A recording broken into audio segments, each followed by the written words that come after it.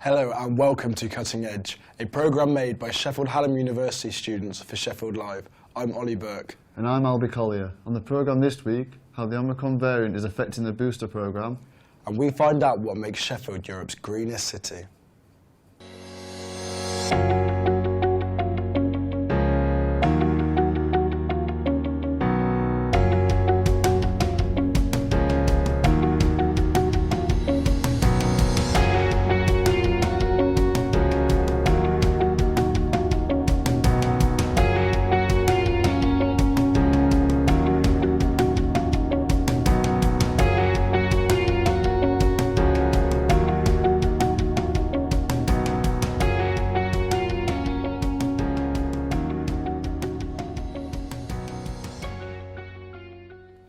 Retailers say Christmas sales suffered as a result of the Omicron variant. Despite efforts to keep the country open as cases rose, it had a serious impact.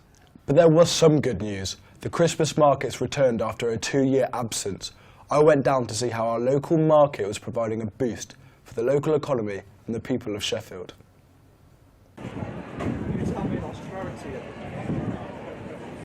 Christmas came early this year. The markets fill locals and tourists with the Christmas spirit. Whether you fancy a mulled wine or a bratwurst sausage roll, the market has lots to offer. One coffee shop owner was delighted to be back. We get a lot of feedback from this as well, so we don't just do it as on the day. We get a lot of feedback from obviously all our trade that we do on the market in the new year. So it's very valuable to kind of come and do this. So yeah, can't knock it. It's really good to be back. However, due to an increase in the Omicron variant, there is cause for concern for all storekeepers. When Boris Johnson declared at 8 o'clock that office workers should stay at home, from a business point of view, in the city centre, that was a pretty tough sort of message. Because if people aren't in the city, they're not going to come into businesses. These concerns over the Omicron variant sadly did not leave with the Christmas spirit and have joined the January blues. The government have implemented rules and regulations to limit the spread of the virus. Many are disappointed with the government's handling of the situation. I think you're going to see quite an explosion of discontent. I'm really worried about this new variant because we've already had a taste of ordinary life again, and it would be such a shame to go back to restrictions. City Councillor Martin Phipps thinks we must all stick to the regulations if we want to get through the other side. More people hospitalised, potentially more deaths than even variants like Delta. So I think it's really concerning, and it's important that we stick to the Plan B restrictions for now and follow the science. The Christmas market's reunion with the people of Sheffield was warmly welcomed, with many enjoying what it had to offer. However, there is a lingering concern as we enter a new year of coronavirus. Ollie Burke, Cutting Edge. The Omicron variant of COVID-19 has provided a significant threat as of late. We have seen record numbers of daily infections. The government says our best way to deal with this is to step up the vaccination programme. After a big push over the Christmas period, there are still many who need their booster jab. Nez Buckley reports. Local community centres have been occupied supplying vaccinations for residents for weeks, though the latest government update has seen them heavily focused on the booster vaccination, which has resulted in a rush of vaxxers. Healy Parish Church in Sheffield has a team of volunteers working around the clock to ensure that the public can safely get their vaccine. One of the main areas COVID-19 spreads quickest is amongst school and university students. The government has lowered the age for the booster vaccination down to 18, allowing all university students to be eligible for the jab, which they hope will result in reducing the infection rate across the country. Students have seen a change as they have been yet again required to wear masks inside of university grounds. With the Omicron variant causing the UK COVID alert level to be increased to level 4, it is important that everybody does as much as possible to remain safe. With Christmas coming up, I think it's like a really bad time. Me and the family are going to go watch the Blades play on Boxing Day, but with the new restrictions coming at the stadium capacity, I'm not sure I'll be able to do that now. And I've just got to go and get my booster jab just to be able to use my season ticket. I've already gone without watching sports for a long time, and I don't plan on doing that again.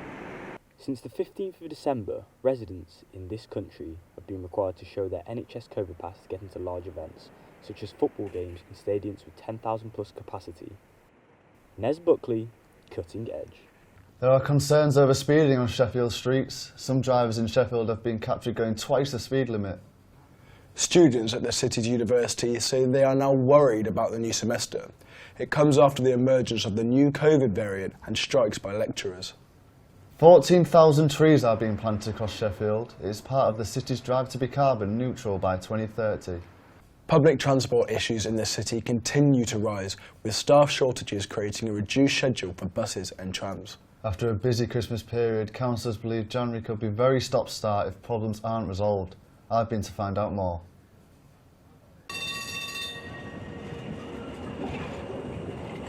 Public transport is a main way of travel for many people in Sheffield, with the city being only one of 8 places in England with a tram service. Some would say we're lucky, but with the tram driver shortage and bus worker strikes, the public have been calling for councillors to take action on solving these issues. Following announcements of changes to the timetable on both the Stagecoach Supertram due to driver shortages and bus travel due to the workforce strike action, the council is calling on the Supertram governing body and Stagecoach to prioritise finding solutions to travel in the city. The disruption follows a series of other service changes that have occurred over the last few months, which have impacted journey times and capacity on public transport, making it more difficult for residents and visitors to get around the city. First Buses, who operate many routes throughout the city, are expected to announce some service reductions during this month. Yeah, I have. I get the bus to uni about 3 or 4 times a week, and it's just not great. It's just what you're spending, I don't know how much on a bus pass, and it's just, they never turn up, so yeah, not great. Stagecoach Yorkshire's Managing Director Phil Medicott said the firm was 100% committed to reaching an agreement over pay problems. As we ride into the new year, let's hope people's needs can be met. Albi Collier, Cutting Edge. One interesting fact is that there are more trees than people, 4.5 million to be precise. But what makes us so environmentally friendly? Ivan Brown has been to find out. Sheffield is regarded as the greenest city in Europe due to its large amount of green space and eco-friendly attitude. The city is one of very few in England to have an electric tram system going around the city and even out to Rotherham now. Sheffield has many cycle paths and a huge pedestrian-only area in the moor, stretching up through town and to the cathedral. There are many shops in the moor where owners try to do their bit to help maintain Sheffield's brilliant reputation. The way we do the packing up work, we try not to use plastics and cardboard and make everything reusable what's possible, and locally sourced products as well are a big factor in the way we look at things. Recycling is a major part to play to help keep Sheffield clean and eco-friendly. The city uses as a motto Stainless Sheffield due to its reputation and rich history of being the city which invented stainless steel. Many bins across the city also have the hashtag Clean Sheffield logo printed on them. There are many parks and green spaces with lots of trees around the city, from Milton Park down to the Botanical Gardens, which is by Sheffield Hallam's collegiate campus. But how do students help keep the city clean? Well, for me and my flatmates, knowing that Sheffield is the greenest city in Europe is quite a big fact. And as a result, we like to keep on top of recycling. We have a recycling bin underneath our sink where obviously we separate our recyclable materials from our general waste materials. On Monday bin day, we put our recycling stuff in the recyclable bin and that gets emptied, separated away from the general waste. Another way Sheffield is trying to be green is the use of electric cars, and more so with taxis. In the city centre there is a charging point for electric cars that are used as taxis next to the Sheffield Hallam City campus, which will encourage the use of electric cars in the centre of Sheffield. The council are also proposing the use of clean air zones, a lot like the one in the centre of London. The clean air zone will cover the inner ring road and all roads in the city centre. Ivan Brown reports, Cutting Edge. American football is returning. Our local team is Sheffield Hallam Warriors. They, along with many others, had last season completely cancelled due to COVID. The hard-hitters hope to be able to continue playing despite new variant worries. Elliot Jeffrey has been to meet them. I'm here at Bawtry with the Sheffield Hallam men's American football team to find out how life is after COVID. So how is it being back after COVID? It's good being back. Finally get to move my body about a bit. Finally get to do some work on my fitness. Get to lose a bit of weight. Get to do a bit of exercise. Had surgery sort of during the middle of the lockdowns, so it's good to be starting to slowly get back into contact sports. Got a couple more months before I'm back in the game. but it's nice to be able to do just a gentle hitting that I can do. It's an amazing feeling, honestly. So I was headed into my first under-19 season. I was so excited. I worked hard as hell. And when COVID hit and we wasn't allowed to play, it really did hurt, man. I did all that work for no reason. But I'm glad I did it anyway because I improved a lot. And how do you think it's helping with your mental health? COVID-19, you mean?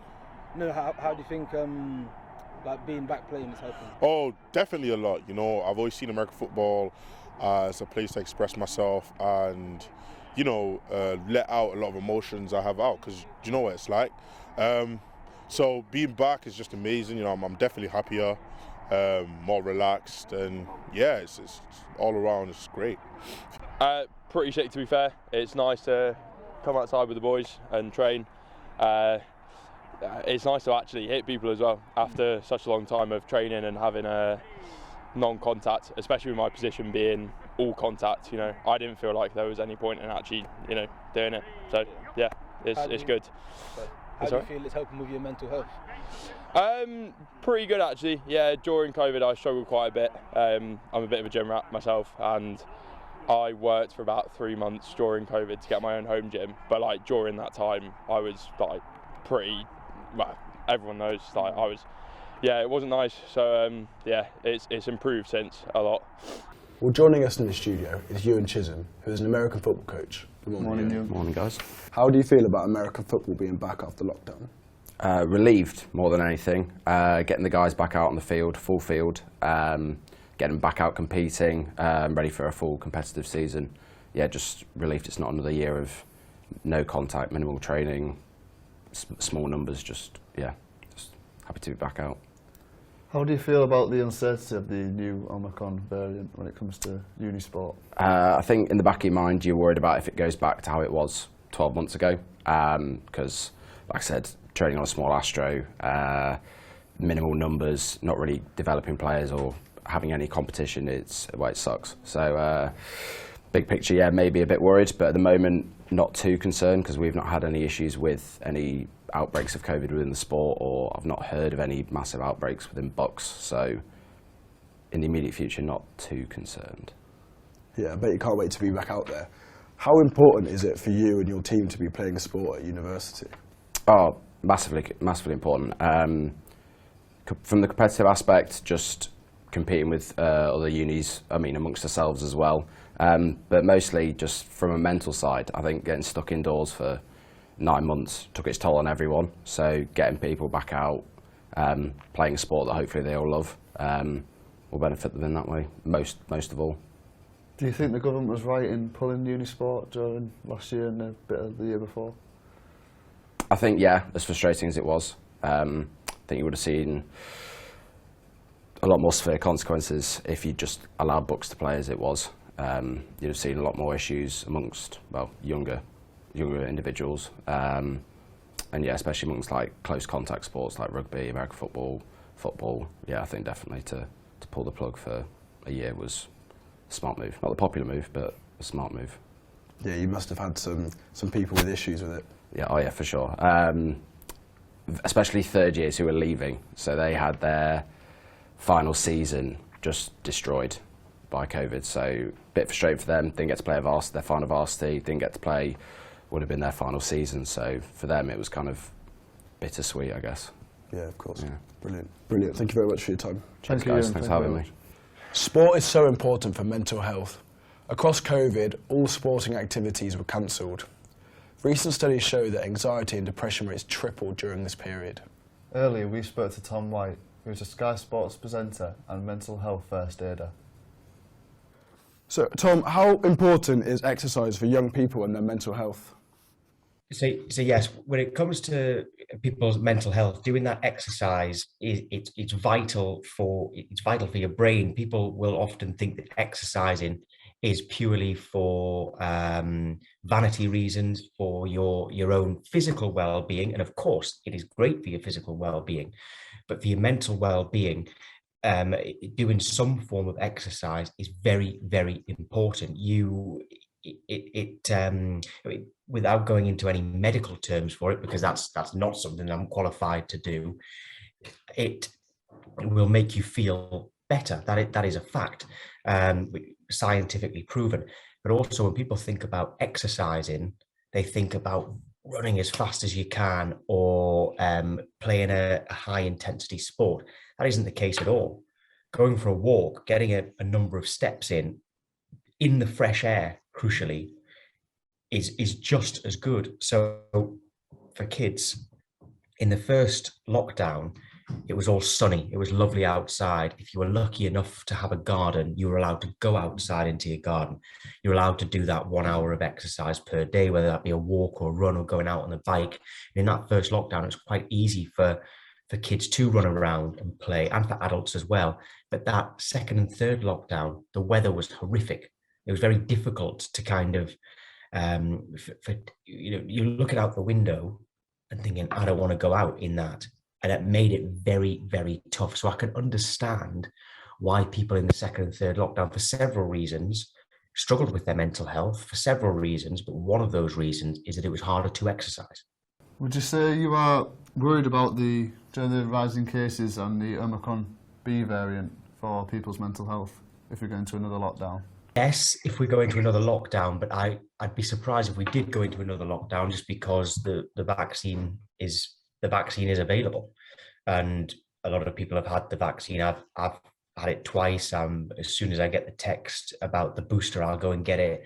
And I know that's not everybody's choice and such like. But the reason for the lockdown was that we didn't understand coronavirus. We didn't understand COVID-19, and now we understand more about it, so much so that there is a vaccine available. Right. So I don't expect another lockdown. But if we do go into another lockdown, it will be the worst of the lot, because we were locked down, we had a taste of freedom, then we went into 2 more lockdowns, and each one was harder because you had that taste of freedom.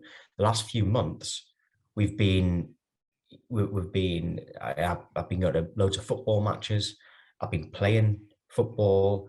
The gyms are all open. The restaurants, the pubs and bars, they're all open. We're allowed to see whoever we want. As many people in the room as possible, and it's like things are normal.